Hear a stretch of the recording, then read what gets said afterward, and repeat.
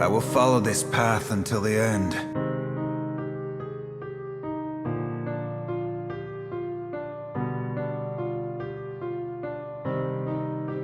Everyone faces a reckoning, Riven.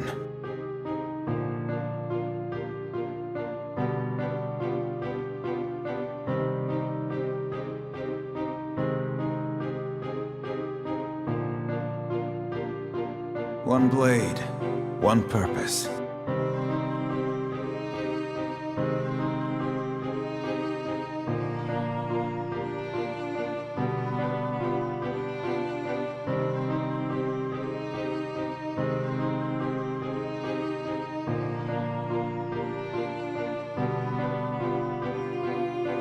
Some mistakes you can't make twice.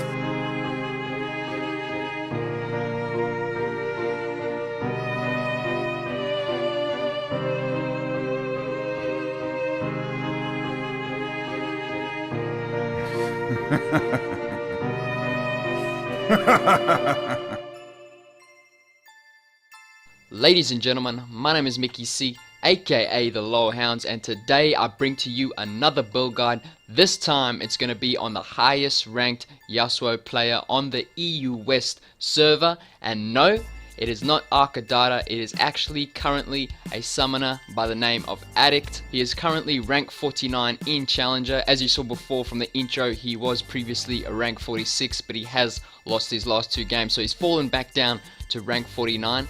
As some of you may know, Yasuo is one of my favorite champions in the game, so I always like to look on what builds are trending on Yasuo, particularly in the higher elos. So basically with this video, I'm just going to go through his item build, runes and masteries, skill order, as well as his summoner spells. So without further ado, let's do this.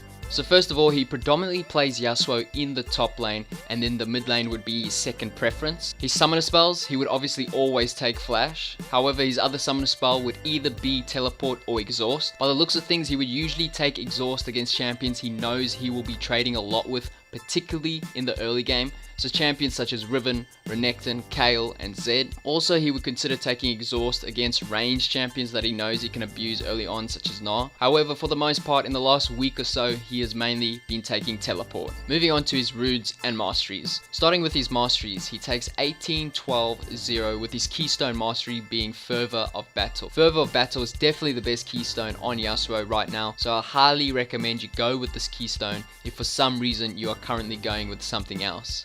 Another interesting thing to point out is in the cunning page, he actually takes Bandit instead of Dangerous Game on Yasuo, which I've never seen before. For you guys who do not know, Bandit gives you 3 gold every time you hit an enemy champion with a basic attack or an on-hit ability, such as Yasuo's Q. I guess the reason he takes this is because Yasuo's Q is on such a low cooldown. Kind of similar to why Gangplank players take Bandit as well, because of Gangplank's low cooldown on Q. Anyway, I'm not 100% sure if taking that mastery is optimal on Yasuo, but I'm sure it's still a decent option. Now moving on to his rune pages. So his main rune page is this one where he goes 9 attack speed reds, 9 flat armor yellows, 9 magic resist blues, and 3 attack speed quints. By the looks of things, he only takes one other rune page, and that is when he goes with scaling health per level yellows instead of flat armor. He would usually take this in matchups where he feels like he doesn't really need the armor early game, or against heavy AP team comps. So for example, I saw him take it against a team comp that had Echo top, LeBlanc mid, and Nidalee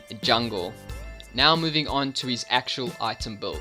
So his starting items are pretty standard, just a Doran's Blade and a health pot with a yellow trinket. As for his first back, the item he buys is usually dependent on the amount of gold he backs with. He often likes to get a cull on his first back. Apart from that, he would just get a second Doran's Blade or start building towards his Phantom Dancer. Another first back I've seen him go with is a Chain Vest against champions such as Riven or Renekton for the extra survivability. He would later upgrade the Chain Vest into a Guardian Angel. As for his core items, they are Phantom Dancer and Frozen Mallet, with his core boots being Merc Treads. This is very similar to Arkadata's tank build, where he would go Trinity Force into Frozen Mallet. Frozen Mallet definitely seems to be a trending item on Yasuo at the moment in the higher elos, as it is very strong. Because of this, Riot have actually mentioned they will be looking to nerf tank Yasuo in the future. Frozen Mallet build definitely makes Yasuo a lot more annoying to play up against, as he doesn't get one shot anymore. This means in team fights he can basically just dash around and charge up his third Q to get a really nice knock up for his ultimate. An example of a final build would be Phantom Dancer, Frozen Mallet, Merc Treads, Maw of Malmortius, Infinity Edge, and Bloodthirster. Note he sometimes rushes Hex Drinker against AP matchups, but you mostly see this happen in the mid lane. Other items he would consider to go with are Berserker Greaves, Ninja Tabbies, Guardian Angel, Mercurial Scimitar, Blade of the Rune King, and Wit's End. Wit's End is an item you don't really see on Yasuo, but he would consider it against AP matchups and when his team doesn't have much AP damage. Blade of the Rune King, you would usually see that against champions that stack health. So that's pretty much it for his build. For the most part, it's a full damage build, with his only defensive items being the health you get from Frozen Mallet, Maw of Malmortius, and Merc Treads. Finally, we will talk about his skill order. So against melee matchups, he would start Q, and against ranged matchups, he would start E. He starts E so he can get in range of those enemy champions and trade with them level 1. Now interesting, he actually maxes Q first in every single game he plays, E second, W third, and then obviously his ultimate whenever you can. Most people actually max E first nowadays, and it's pretty rare to see a Yasuo that maxes Q. I'm not exactly sure how I feel about this. To me, maxing E on Yasuo feels a lot better. However, maxing Q in the top lane against those tanky matchups is definitely not a bad idea. If you do max Q first, it just means your E will be on a slightly longer cooldown, so therefore your outplay potential, especially around minions, is not as high, but your Q will then do a lot more damage. Anyway, let me know in the comment section below whether you prefer maxing Q or E first on Yasuo. Hey ladies and gentlemen, that is going to wrap up this build guide. I hope you guys enjoyed this video, and as always, have a nice day.